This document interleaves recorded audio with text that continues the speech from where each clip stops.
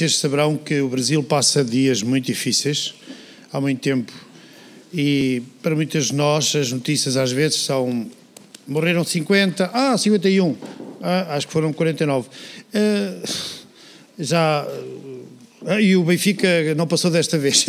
E o Ronaldo, maior Ronaldo. Nós comercializamos tragédias com banalização. Mas eu hoje estava a pensar, como é que os irmãos brasileiros que estão nesta comunidade sentem do seu país? Notícias de Jerusalém, no povo na Babilónia, não era?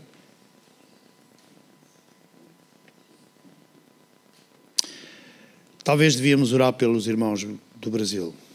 Sabem uma coisa? Esta manhã nós temos uma prenda para todos, especialmente para os irmãos do Brasil. E para o Luís, que andou a hebraico tanto tempo com o livro do Dr. Gusso, e o Dr. Gusso veio ter com o Luís. Então, este casal, finalmente, há um casal brasileiro com nomes António e Sandra. Alguém conhece uma Sandra do Brasil? Não. É sempre Raulinson, ou assim uns nomes espetaculares, não é? António? Melhor que isso era Manuel e mais que e Maria. Não, é uma brincadeira. Joaquim. O pai era Joaquim. Eu sou de Fátima ainda. Irmã, venha cá, desculpe. Podia-nos contar quem é o seu marido, faz favor. Bom dia ou boa tarde, eu não sei, estou fora do fuso horário. Eu saúdo os irmãos com a paz do Senhor. Me deu uma tarefa difícil apresentar meu marido. Só vou falar Já coisa casou boa. há quantos anos? 32 anos. Ainda não dá para conhecer o seu marido? Dá. Levaria horas falando. Agora aqui. é que começamos a partir dos 30 a perceber realmente quem é que Deus nos mandou. Então, Renato foi resposta de oração. Eu me converti com 19 anos. E quando eu me converti, naquela sede de falar de Deus, de pregar, de estar, com a palavra bem forte no nosso coração, a minha oração era que Deus me desse uma pessoa que juntos pudéssemos glorificar o nome dele. E não muito tempo depois, logo em seguida, conheci o Renato. Ele não era crente. E juntos, nós, então, formamos uma família. Renato ficou de boca aberta quando ele me viu. Não é porque eu sou bonita, não. É porque eu trabalhava no consultório de dentista.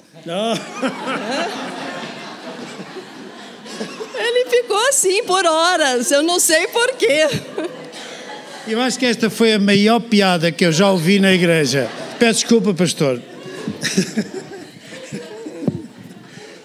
Então, depois desse encontro, marcante, nós nunca mais nos separamos. Deus nos uniu, temos um casal de filhos. Ana Cláudia tem 32 anos, casada, mora em Sydney. Francisco tem 30, é artista plástico, mora nosso vizinho, mas ainda não casou. E desde então, juntos, nós passamos a formar uma família, servir ao Senhor, trabalhar juntos, servir ao Senhor juntos na igreja e aonde quer que Ele nos leve. Trabalhamos juntos, convivemos juntos, enfim, nós estamos juntos 24 horas por dia. E que é um prazer estar aqui com vocês, é um privilégio, é uma bênção poder conhecer os irmãos, nos sentir em casa, porque nós somos uma família, E aonde quer que a gente vá, a gente se sente bem e em casa. É um prazer muito grande estar com vocês. Agora, o seu marido acontece que é doutorado em alguma coisa e por isso ele está a viajar com esse Sim. doutoramento para ensinar. Os doutores é que viajam, mas depois, claro, nós encontramos as pessoas. Atrás de cada doutor há sempre uma pessoa, não é? E ele é formado em quê? Olha, um monte de coisa. Só resumindo. Então, conheci ele ainda na faculdade, fazendo ciências contábeis. Depois nós nos convertemos, ele fez teologia e eu também. E aí ele sempre incentivando a estudar, Nós nunca paramos, estamos sempre estudando. Aí fez mestrado, doutorado, pós-doutorado em teologia. E é escritor de vários livros, gramática, professor na Faculdade Teológica Batista do Paraná, onde eu também leciono. Lembram-se de um professor que teve cá 1 ano ou 2 lá? Jaziel. Exatamente. O nosso chefe. E se andarem a tomar café nas ruas da zona, podiam tomar café com estes músicos daqui, que são também de Curitiba. Aliás, há tanta coisa em Curitiba a acontecer. Foi nosso aluno lá na faculdade. E é muito bom, porque onde a gente vai encontra brasileiros. Muito bom isso, viu? Antes do irmão contar sobre a sua menina da boca, brasileiros, quem é que está aqui do Brasil? Podem ficar de pé.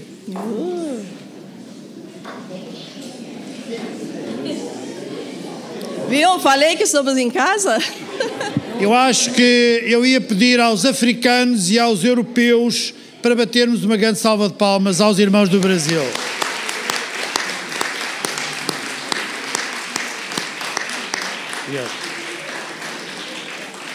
Agora o irmão pode dar uma breve palavra da sua esposa. Quem é a sua esposa? O que é que ela faz? Bom, quem é minha esposa? Eu estou há mais de 30 anos tentando descobrir também, né? Tem algumas coisas que a gente não tem certeza. Mas a doutora Sandra, né?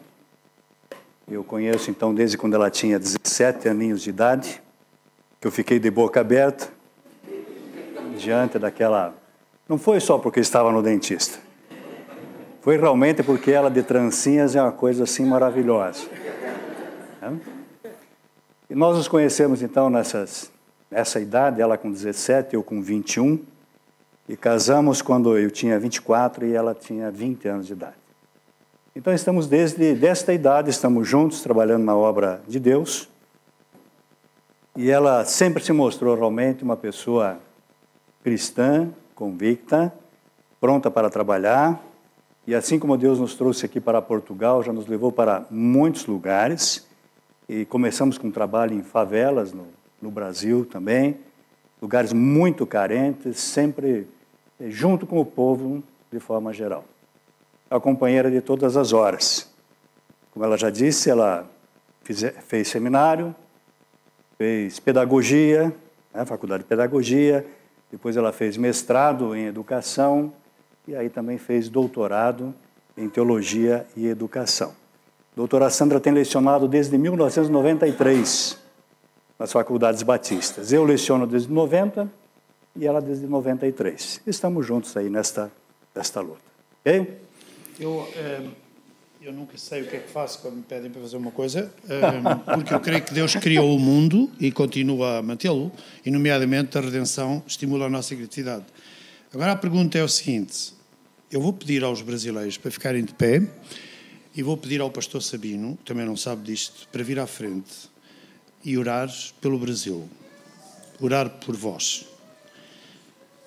Todos nós de África, da Ucrânia, de Portugal, vamos orar pelos irmãos do Brasil e pelo Brasil neste dia. Obrigado. E nós queremos dizer que amamos muito a todos vós, e se nós olharmos para a história da fé, para a Bíblia, o mundo andou sempre em movimento.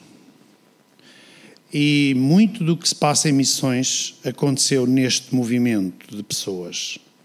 E tais como os passarinhos andam sempre à volta do mundo e vão poisando enquanto os deixam poisar, porque há sítios onde já não se pode poisar, é tudo prédios. Também o povo do mundo anda à volta do mundo. Jesus, ele próprio, foi imigrante. E alguns de vocês não podem estar na pátria que amam. Talvez temos que aprender que na cruz a nossa pátria é onde o Senhor nos leva. Então nós queremos dizer a todos que nós vos amamos, nos amamos.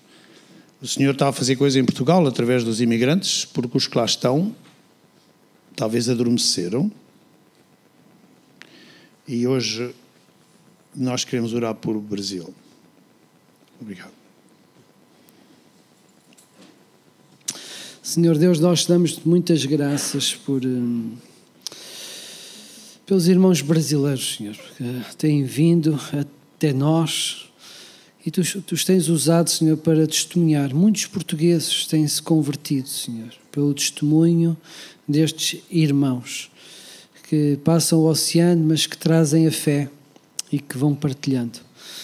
E também, Senhor, que tu os guardes, os protejas aqui, abençoas a família lá longe, Senhor, que muitas vezes sofre a saudade, a distância, Senhor, que tu abençoes os nossos irmãos aqui, Senhor, e que nós como igreja os possamos receber, e fazer deles família nossa, Senhor. Ajuda-nos como igreja a ser acolhedores e abençoadores daqueles que nos chegam, enviados por Ti, Senhor, para que nós possamos cuidar deles. Ajuda-nos como igreja que somos, Senhor, como cidade que somos, cheia de imigrantes, a ter o coração aberto e a ter toda a atenção de cuidado com eles.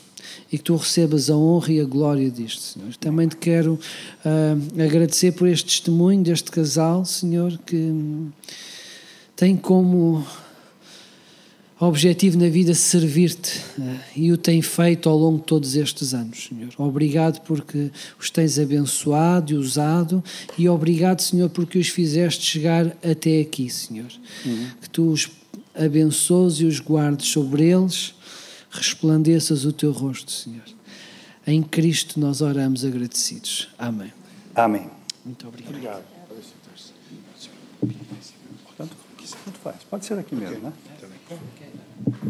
Sim, o Dr. Gusso vai estar a ministrar no mestrado esta semana e é uma bênção, e eu agradeço muito que orem por este irmão que vai ensinar muitas horas, todas as manhãs, 5 horas, e cada tarde 2. Vai haver um curso especial em hebraico para desenvolvimento. O irmão foi convidado para um curso e chegou cá, tem 2. Então, damos muitas graças a Deus. Os irmãos continuem a orar, porque esta semana vai ser uma grande semana de muito trabalho no seminário, com muito ensino a muitos obreiros de Portugal. Obrigado. Obrigado. Isso aqui. Ok. Muito bem. Estou realmente muito grato, pastor. É um privilégio poder estar aqui e conversar com os irmãos. É um privilégio encontrar o Marcos, que foi meu aluno também lá em Curitiba. E onde a gente vai, a gente encontra pessoas conhecidas. E, na verdade, é onde eu entro numa igreja, eu estou em casa. Então, eu estou tranquilo. Estou em casa, estou no meio do meu povo, do povo de Deus, o Deus que nós adoramos. Só complementando alguma coisa sobre quem somos nós. Nós trabalhamos com uma igreja, pequena igreja chamada Igreja Batista Ágape. Uma pequena igreja que se divide em congregações, é um sistema um pouquinho diferente das igrejas batistas em geral, quando a igreja é totalmente autônoma. Então nós temos uma congregação em Curitiba, nós temos uma congregação numa cidade próxima de Curitiba, chamada Colombo. Nós apoiamos um trabalho missionário numa outra cidade chamada Campina Grande, do Sul, próximo de Curitiba também. Estamos começando um trabalho num lugar chamado Barra Velha, num estado próximo, então que os brasileiros conhecem muito bem, Santa Catarina, que é outra cidade, outro estado e outra cidade. E também temos um pequeníssimo trabalho, começando um trabalho numa pequena cidade próxima também chamada Fazenda Rio Grande. Então nós trabalhamos assim. Estamos nessa igreja há 25 anos. Fui ordenado nesta igreja. E é uma igreja extremamente missionária, que tem como lema realmente missões é a nossa missão. E é por isso que eu estou aqui, irmãos. Porque a minha igreja, eu viajo muito, mas viajo muito mesmo. Várias partes do Brasil, e estou há 25 anos na igreja. Mas a igreja sabe, e praticamente todos os meses eu viajo, às vezes mais de uma vez por mês eu viajo. Tá? A igreja nunca disse, olha, pastor, você que não está viajando demais, não? Não. Será que não seria interessante nós cortarmos o salário aí, porque está mais fora da igreja do que dentro da igreja, né? Não. Porque a igreja entende realmente que é um trabalho missionário. Então, não tenho dúvida nenhuma, nós estamos com 4 horas a mais do que o Brasil, tá? Mas hoje no Brasil estarão orando por nós, e a nossa igreja considera a minha vinda para cá ajudar o seminário, tá? Como um trabalho realmente missionário. E assim eu tenho feito em várias partes aí do mundo e em dezenas de cidades do Brasil também. Tá? O meu ministério, eu sempre digo que tem sido ainda que eu esteja há 25 anos na igreja, e eu sou presidente da igreja. Mais 4 pastores me auxiliam e eu coordeno o trabalho dos 4. Ainda que eu seja o presidente, eu sempre tenho dito, o meu trabalho principal é o ensino. Deus me chamou para o ensino.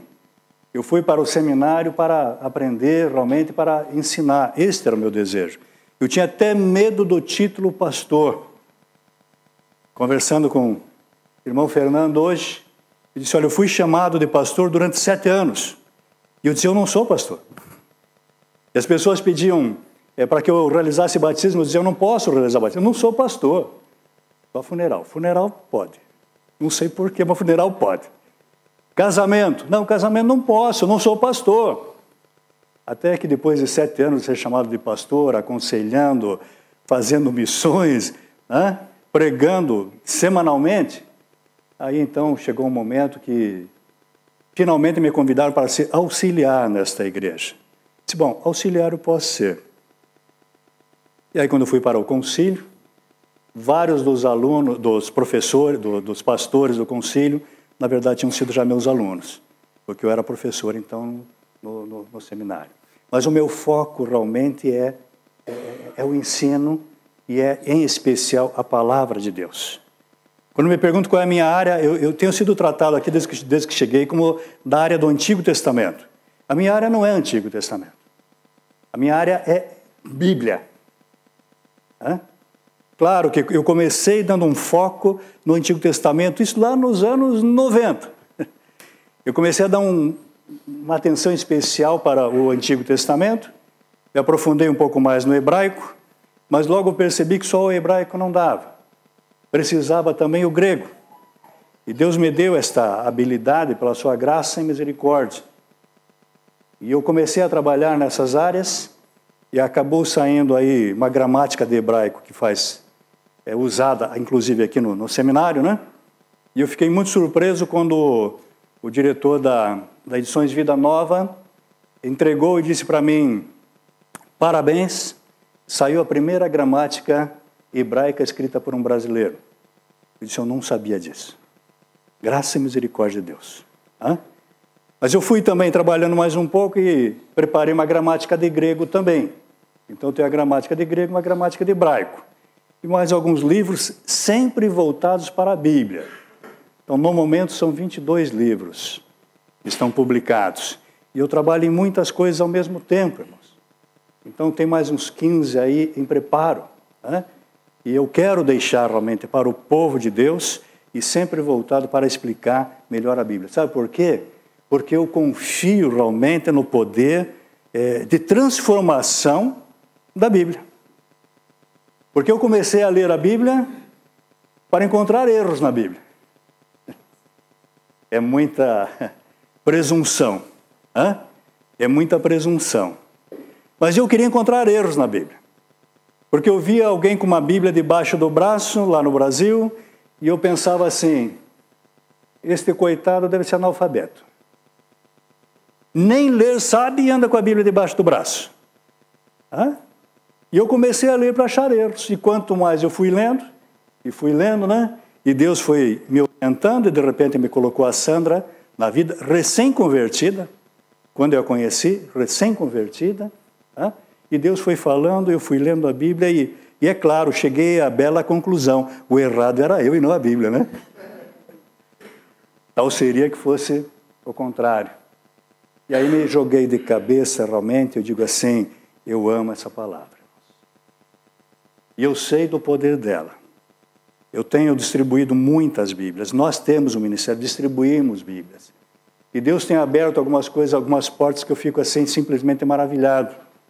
Ainda alguém me disse, esses dias, me deram os parabéns porque eu fui convidado pela Sociedade Bíblica do Brasil para representar o Brasil na formação na criação de um dicionário chamado Dicionário do Hebraico, Semântico do Hebraico Bíblico. E eu estou substituindo alguém que trabalhou já 12 anos nesse dicionário. 12 anos. A previsão é de mais uns 10 anos de trabalho para frente. E alguém me deu os parabéns e eu disse, olha, não fui eu não. Deus abriu a porta e eu não sei nem como. porque eu não tenho seguido um princípio bíblico. Tem um princípio bíblico que Jesus disse, você bate e acontece o quê? E abre. E nesses anos todos eu não tenho batido. Mas Deus é tão bom e tão misericordioso que Deus vai abrindo. Trabalho com a Sociedade Bíblica do Brasil também. Tá? Eu trabalhado revisando traduções. Eu vi que o irmão, por exemplo, tem século XXI nas mãos.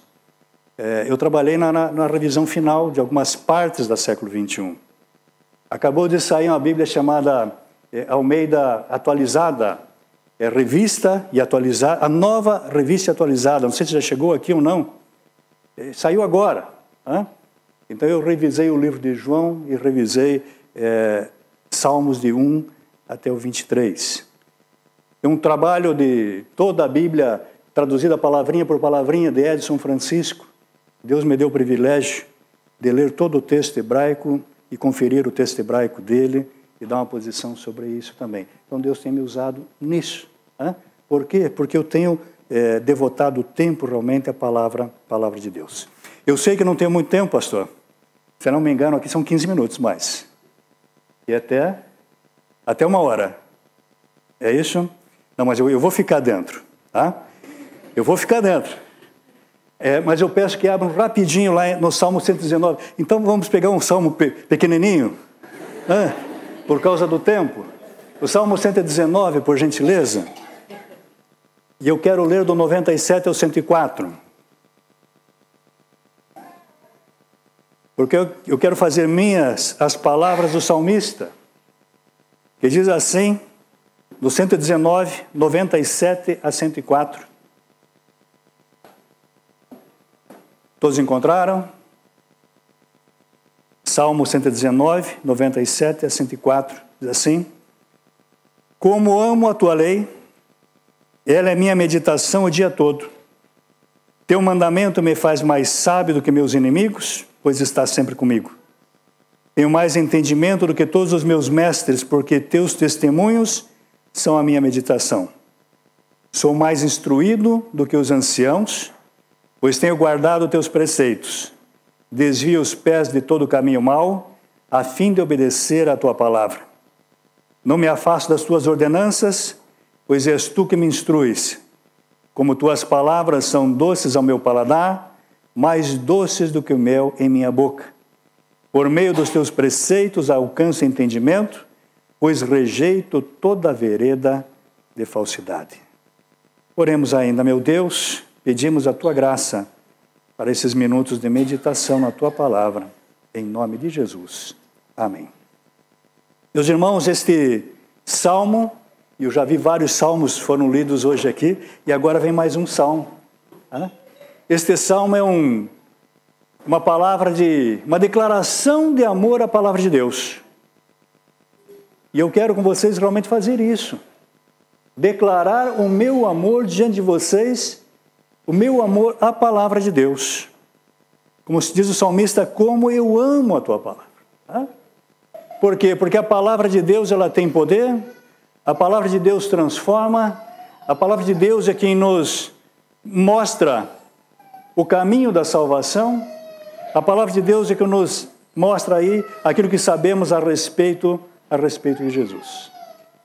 E este é um salmo especial, este é um salmo, é o maior capítulo da Bíblia, alguns chamam de capítulo, não dá para chamar de capítulo, porque não é um capítulo em si, mas é uma poesia, é a unidade completa maior da Bíblia, e é um texto realmente todo voltado à palavra de Deus. Eu fico pensando que aquele que não conhece esse salmo, não conhece o que é poesia. Porque ele tem aí, olha, 176 versículos. Em cada versículo tem uma referência à palavra de Deus. É só olhar nesse trecho que nós lemos agora. Ele começa dizendo, como amo a tua lei. É a palavra de Deus. No 98, teus mandamentos me faz mais sábio. No 99, teus testemunhos. No 100, os teus preceitos. No 101, tua palavra. No 102, ordenanças. E assim vai, irmãos. O salmo todo, ele fez um esforço de colocar uma referência à palavra de Deus em cada um dos versículos, na verdade, com exceção de 2 versículos. É uma coisa assim, realmente impressionante. E ele vai em vários lugares desse salmo, ele vai declarar o seu amor à palavra de Deus. Isso aqui deu muito trabalho, irmãos. Cada 8 versículos deste salmo formam uma estrofe. Isso aqui é um chamado de um salmo chamado alfabético. O alfabeto hebraico tem 22 letras. Este salmo tem 22 estrofes. A primeira estrofe, toda ela começa com a primeira letra do alfabeto. Cada versículo começa com a primeira letra do alfabeto. Então, são 8 versículos começando com a primeira letra do alfabeto. Tenho certeza que tem algumas versões aí, que tem algumas palavrinhas, vamos dizer assim, indecifráveis em cima. Né? Tem alguma aí que diz lá na primeira estrofe, Aleph. Tem aí não? Levanta a mão se tiver. Tem poucas, né? As mais antigas tem. Aí depois de 8 versículos, Bet. Mais 8, Gimel. Depois mais 8, Dalet. Re, Vav, Zai, Het, Tet. E vai, são 22. Alguns autores chamam de poesia de acróstico. Não é um acróstico, mas é alfabética. Seguindo as letras do alfabeto. 8 com a primeira letra do alfabeto, mais 8 versículos com a segunda letra do alfabeto, mais 8, mais 8, mais 8, até 22. Tenta fazer isso no português para ver. Eu já tentei. Eu gosto de poesia. É quase impossível. Bom, sem contar que o nosso alfabeto tem mais letras do que o alfabeto hebraico. Então já fica difícil. Também tenta fazer uma poesia começando com X. Como diria lá no Brasil, nem a Xuxa. Não tem palavras. Não tem palavras. Mas ele conseguiu realmente fazer isto aqui. Por quê? Porque ele ama a palavra de Deus. É uma homenagem à palavra de Deus. E essa palavra merece. Porque essa palavra é viva. Essa palavra é eficaz. Essa palavra separa o inseparável. Separa alma de espírito. Essa palavra vai fundo. Essa palavra realmente é transformadora. Quer ajudar alguém a conhecer a Deus? Ajuda a ler a Bíblia. Incentiva a ler a Bíblia. E se você quer ouvir melhor de Deus também, conhecer melhor a Deus, vai para a Bíblia. E eu vejo aqui que a palavra de Deus, ele diz neste pequeno texto que eu pego aqui, a palavra de Deus, ela procede de Deus mesmo, irmãos. Olha, eu gosto de estudar. A minha vida tem sido estudar. Mas não só estudar e praticar, porque só estudar não adianta nada também.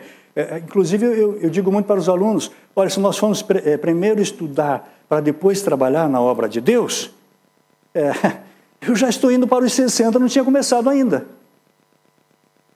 Porque desde que eu me conheço por gente, eu tenho estudado. Só que tenho estudado e praticado. Estudado e praticado. Mas, infelizmente, conheço pessoas com 40 anos de idade que ainda estão só estudando. Aí a adolescência está esticando um pouquinho mais aí. A palavra de Deus procede de Deus. Alguns acusam o salmista de legalista. Não, ele não é legalista. É que ele ama a Deus. E a palavra de Deus vem de Deus. É o ensino de Deus. Então é claro, irmãos, que eu devo dar uma atenção muito especial aí à palavra de Deus. Eu diria assim, eu trabalho no meio do ensino universitário há muitos anos. Irmãos, nós sempre corremos atrás de bons palestrantes, de bons professores, e professores viajam, por isso que estamos aqui também. A gente viaja, e a gente vai ensinar em tal lugar, e pessoas vão ensinar lá em Curitiba. Eu fiquei sabendo que o Luiz Saião esteve aqui agora há pouco tempo, esteve lá comigo em Curitiba também, aí em março ele esteve lá. Por quê? Tenta marcar uma data com Luiz Saião, grande conhecedor de Bíblia no Brasil, um dos destaques no Brasil conhecedor de Bíblia. Dentro do ano você não marca. Não é que ele é soberbo, irmãos, é que não tem data. Então, se você quer ele para 2019, tem que marcar agora, urgente. Se ficar para o final do ano, não dá mais. Mas, irmãos, nós vamos atrás de pessoas conhecedoras. Agora, quando nós pegamos este livro aqui, quem é que nos ensina? O próprio Deus. É o próprio Deus quem nos ensina.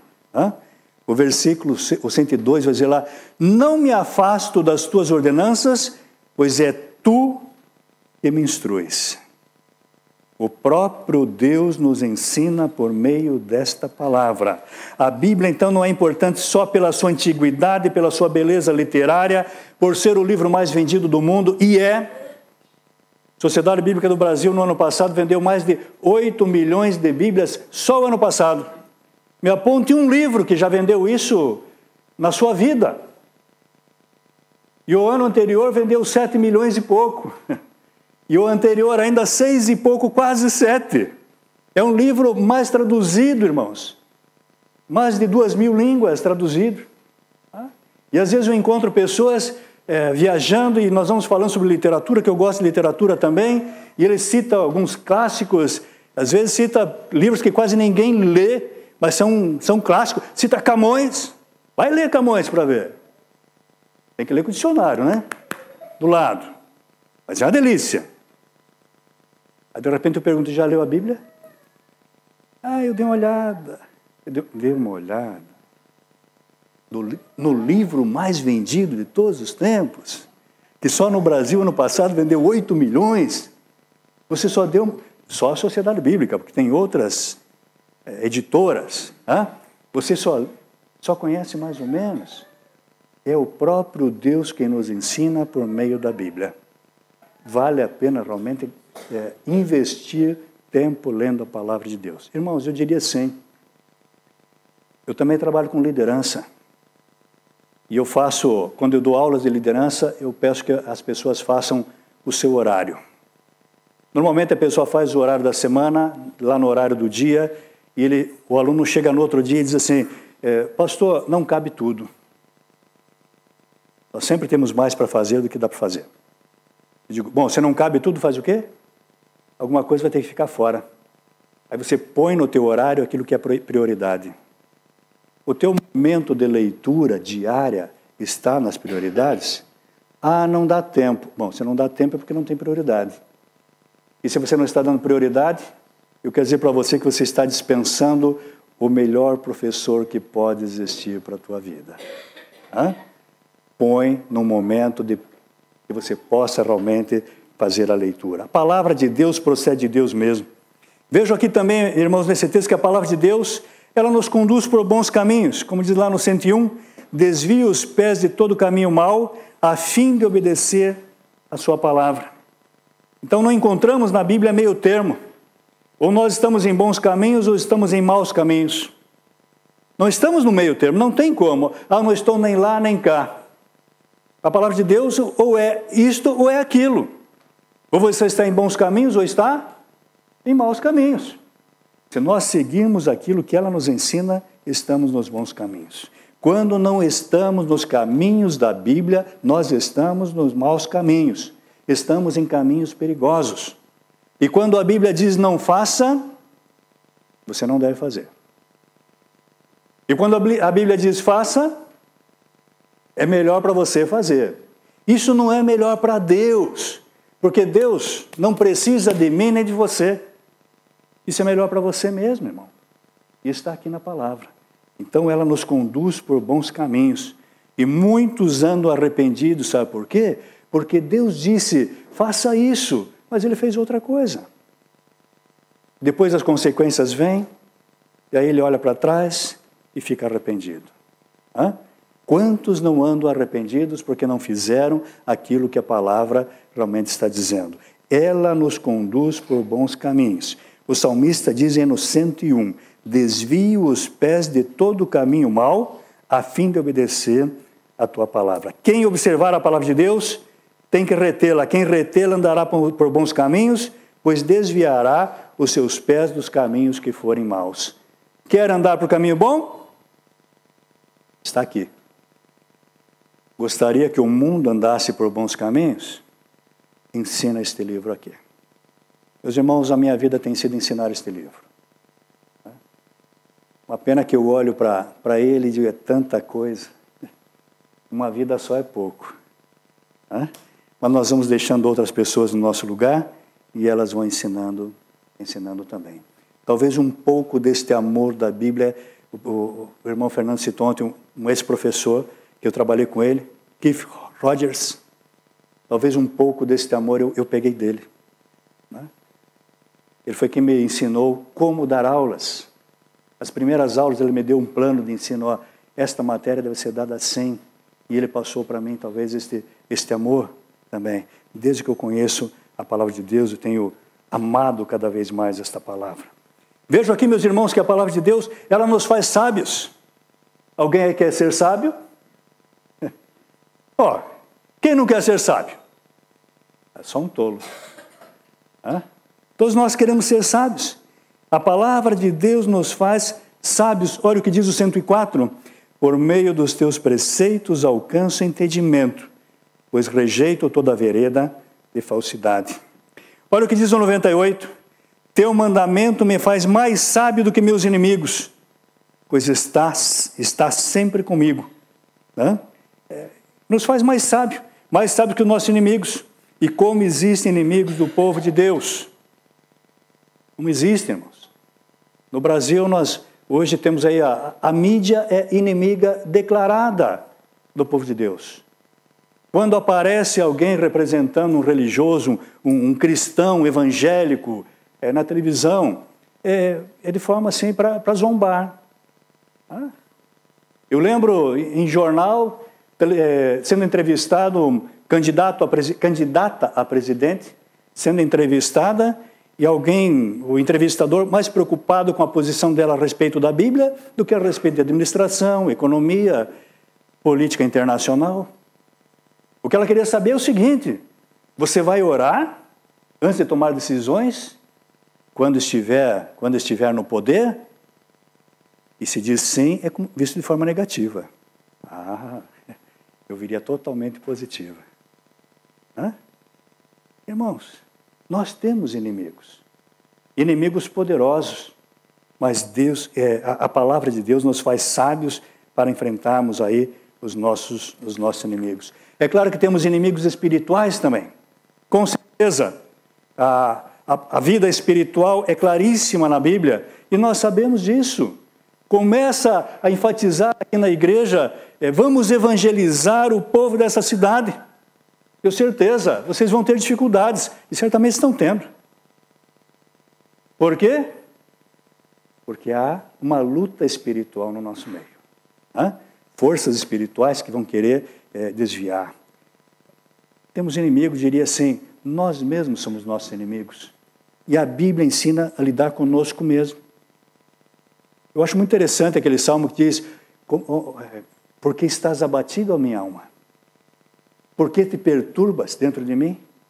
Confia em Deus, eu ainda louvarei. Olha, o que está acontecendo?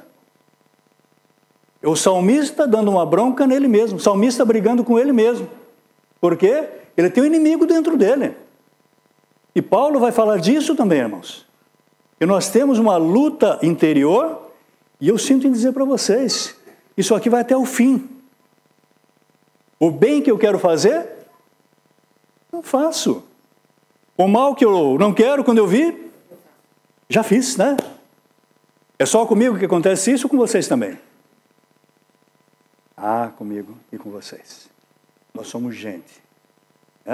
E esta luta realmente vai até o fim.